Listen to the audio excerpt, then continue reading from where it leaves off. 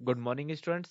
हम inorganic chemistry का हमारा 6 चैप्टर थर्मोडायनामिक्स पढ़ रहे थे, जिसे हमने बॉन्ड एंथैल्पी और बॉन्ड एनर्जी तक डेफिनेशंस तक कंप्लीट कर लिया था, जिसके अंदर हमने जो भी थर्मोडायनामिक्स में काफी टर्म्स यूज आती हैं उनकी डेफिनेशंस के बारे में स्टडी की थी। अब हमें पढ़ना है lattice enthalpy, spontaneity, next spontaneity with Gibbs energy, और लास्ट एंट्रोपी एंड स्पॉन्टेनिटी। तो हम सबसे पहले स्टार्ट करेंगे हमारा topic lattice enthalpy. Lattice enthalpy is a measure of the strength of forces between the ions in an ionic solid. Lattice जैसा कि हम क्या कहते हैं lattice जो हमारी स्ट्रक्चर होती है उसको हम क्या बोलते हैं, लैटिस बोलते हैं। अब उस स्ट्रक्चर के अंदर जो एंथैल्पी यूज में आएगी हम उसे लैटिस एंथैल्पी बोलेंगे। यानी it is measure of strength of forces between the ions in an ionic solid. यानी सॉलिड के अंदर क्या है, आयनिक सॉलिड हमने यूज किया है, तो उसके अंदर जो आयंस प्रेजेंट है उनके बीच में जो फोर्सेस लगेगा उसके स्ट्रेंथ की जो एनर्जी होगी उसे हम लैटिस एंथैल्पी बोलेंगे। The greater the lattice enthalpy the stronger the force. जितनी ज्यादा लैटिस एंथैल्पी आपकी वैल्यूज ज्यादा होंगी और जितनी स्ट्रॉन्ग होगी उतना ही आपका फोर्सेस भी स्ट्रॉन्ग होंगे। This page introduce lattice enthalpy, lattice energies और बॉन्ड हैबर साइकिल, जिसको हमने पहले पढ़ चुके हैं बॉन्ड हैबर साइकिल के बारे में। अब आता है defining lattice enthalpy. There are two different ways to determining lattice enthalpy which directly contradict each other, and you will find both in common uses. कैसे? In fact, there is a simple way of sorting this out, but many sources do it not use it. कौन सा है? Lattice enthalpy is a measure of the strength of the force between the ions in an ionic solid, जो हमने ऊपर अभी बात कही. The greater the lattice enthalpy, the stronger the forces. These forces are only completely broken when the ions are present as gaseous ion stretched so far apart that there is negligible attraction between them. You can show this on a simple enthalpy diagram. यानी आपने attraction forces क्या कहा, enthalpy के बीच में जितने भी forces लग रहे हैं वो फोर्स कब ज्यादा हो जाएंगे, जब आयनिक सॉलिड के बीच में आपकी एंथैल्पी की वैल्यू ज्यादा है। अगर मान लीजिए आपके जो लैटिस है वो आयनिक सॉलिड होके नहीं गैसियस स्टेट के अंदर है, या उन आयंस के बीच में डिस्टेंस ज्यादा है, तो क्या होगा, अट्रैक्शन फोर्स कम हो जाएगा। अट्रैक्शन फोर्स कम होने से उसकी एंथैल्पी की वैल्यूज भी कम हो जाएगी और वो बॉन्ड्स आपस में ब्रेक हो जाएंगे, जिससे उसकी एंथैल्पी कम हो जाएगी। For sodium chloride, the solid is more stable than the gaseous ions by 787 kilojoule mole inverse इसकी energy मानी, and that is measure of the strength of the attraction between the ions in the solid. Remember that energy is released when bonds are made and is required to break bonds. ठीक है, अगर bond बन रहे हैं तो उससे energy release होगी और उसके बॉन्ड के ब्रेक के लिए हमें एनर्जी देनी पड़ेगी। मान लीजिए NaCl अगर हमने एग्जांपल लिया तो वो क्या होगा, आयनिक सॉलिड है, इससे इसके बीच में अट्रैक्शन फोर्सेस भी ज्यादा होगा, तो हमारी लैटिस एंथैल्पी भी ज्यादा हो जाएगी। So lattice enthalpy could be described in either of two ways. It could be described as the enthalpy changes when 1 mole of sodium chloride was formed from its scratched gaseous ion. In other words, you are looking at the downward arrow on the diagram. यानी अगर हमने क्या किया, lattice enthalpy के लिए एक particle NaCl लिया। अब NaCl भी हमारे दो तरीके से बन जाएगा।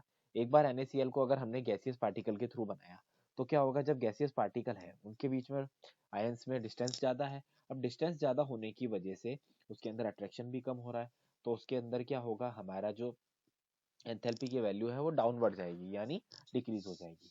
और it could be described as enthalpy changes when 1 mole of sodium chloride is broken up to form its scratched gaseous ion. In other words, you are looking upward arrow on the diagram. Diagrams का मीनिंग ये हो गया कि अगर हम NaCl के बीच में डिसोसिएशन का ग्राफ खींचें या कोई स्ट्रक्चर बनाए तो क्या होगा, गैसेस स्टेट में अगर आप उनको जोड़ रहे हो तब तो एंथैल्पी डाउन हो जाएगी, और जब सॉलिड में है और उसको आप ब्रेक कर रहे हो तो आपकी एंथैल्पी ज्यादा हो जाएगी, क्योंकि सॉलिड में क्या होगा, आपके आयंस पास पास में सिचुएटेड रहेंगे जिससे उनके बीच में अट्रैक्शन फोर्स ज्यादा रहेगा। और गैसियस स्टेट में जो मैंने आपको पहले बात बताई कि आयंस दूर दूर रहेंगे जिससे उनके बीच में अट्रैक्शन फोर्स कम नेग्लिजिबल रहेगा, इससे आपकी एंथैल्पी डाउन चली जाएगी। Both refers to the same enthalpy diagram, but one look at it from the point of view of making the lattice and the other from the point of view making the up. यानी एक से तो आपकी lattice की preparation formation हो रही है और दूसरे से क्या हो रहा है, ब्रेक हो रहा है। और इस तरीके से क्या, लेकिन हम दोनों को क्या बोलेंगे, लैटिस एंथैल्पी ही काउंट करेंगे।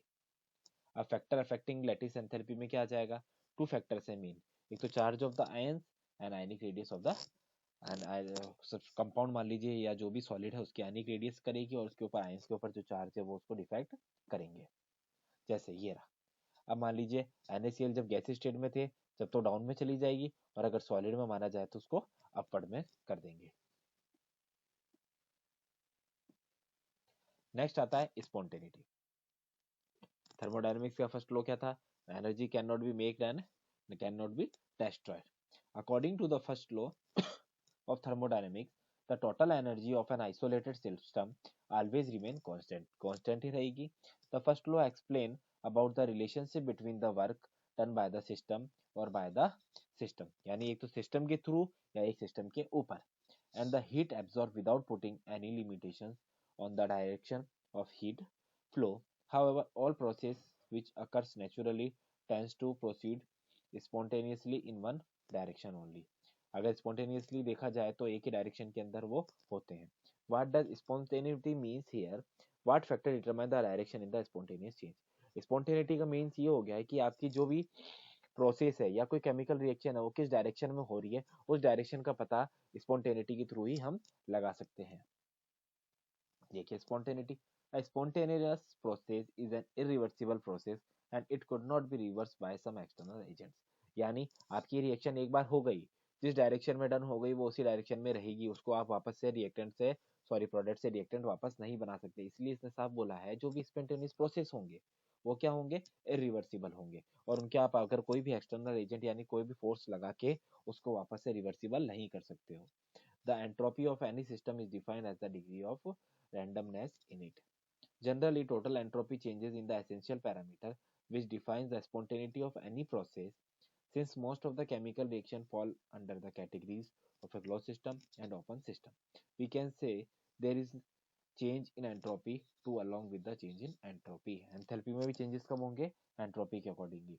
स्पॉन्टेनिटी में ज्यादातर क्लोज सिस्टम या ओपन सिस्टम को ही यूज किया जाता है. आइसोलेटेड सिस्टम इसलिए नहीं लेते हैं क्योंकि उसमें एनर्जी का हमें कोई लेना देना नहीं, एक्सचेंज वगैरह, क्योंकि एक बार जो रिएक्शन हो गई वो वापस से रिवर्स नहीं होगी.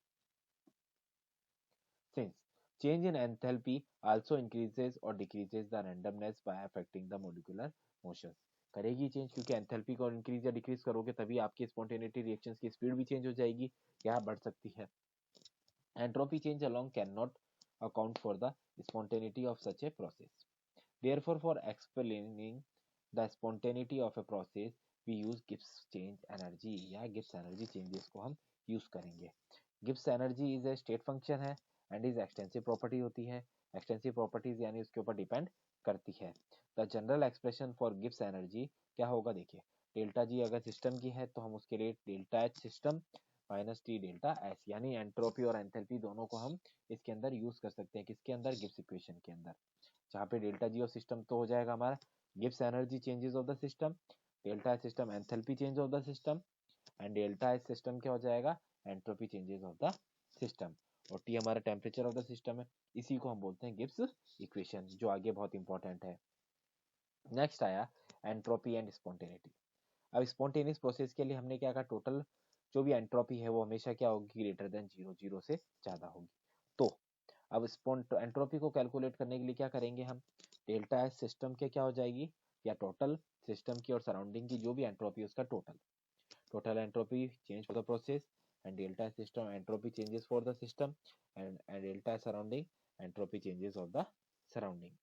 The change in temperature between the system and the surrounding in the case of thermal equilibrium between system and surrounding, that means delta T हमारा क्या हो जाएगा? जीरो, क्योंकि चेंज को हम टेम्परेचर को कांस्टेंट कर रहे हैं. thus enthalpy lost by the system is gained by the surrounding, hence the entropy changes of the surrounding is given as delta S वाला फॉर्मूला यूज हम कर लेंगे उसमें.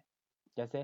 Delta S surrounding upon T और minus delta S system upon T, क्योंकि T हम constant ले रहे हैं तो टी को कॉमन लेकर delta S system plus minus delta S system upon T से इसके लिए एंट्रोपी निकाल लेंगे.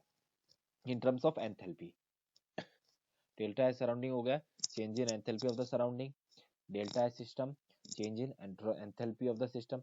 इन दोनों इक्वेशंस का यूज कब किया जाएगा? अगर आपको स्पॉन्टेनिटी के फॉर्म में गिब्स एनर्जी से चेंजेस निकालना है या एंट्रोपी को कैलकुलेट करना है, तब जाके हमें इन दोनों इक्वेशंस को यूज करना है. Also for spontaneous process the total change in entropy क्या होगी हमारी? पहले भी ये बात बोली है कि जो एंट्रोपी है उस सिस्टम की टोटल की वो ग्रेटर देन जीरो होगी. Therefore T delta system minus delta system greater than zero, या delta S system minus T delta S system less than 0, और गिब्स एनर्जी को भी हम इससे ग्रेटर देन या लेस देन 0 कर सकते हैं। इस तरीके से हम एंट्रोपी और गिब्स फ्री एनर्जी के लिए स्पॉन्टेनिटी को कैलकुलेट कर सकते हैं। Thus, it can be inferred that any process is spontaneous if the change in Gibbs energy of the system is less than 0 or else process is not spontaneous. क्या होगा, जो Gibbs energy का है उससे 0 से लेस देन होनी चाहिए values. Therefore, with the help of the above reaction relation, spontaneity of a reaction can be easily predicate कर सकते हैं. In the case of exothermic reaction, enthalpy of the system is negative, therefore making all exothermic reactions spontaneous. क्योंकि exothermic में energy release होगी और हमारा negative sign आएगा, ये आपको पहले से ही पता है. In the case of endothermic reaction, Gibbs free energy becomes negative only when the temperature is very high, entropy change is very high. तभी नेगेटिव होगा, बाकी नेगेटिव नहीं हो सकता है.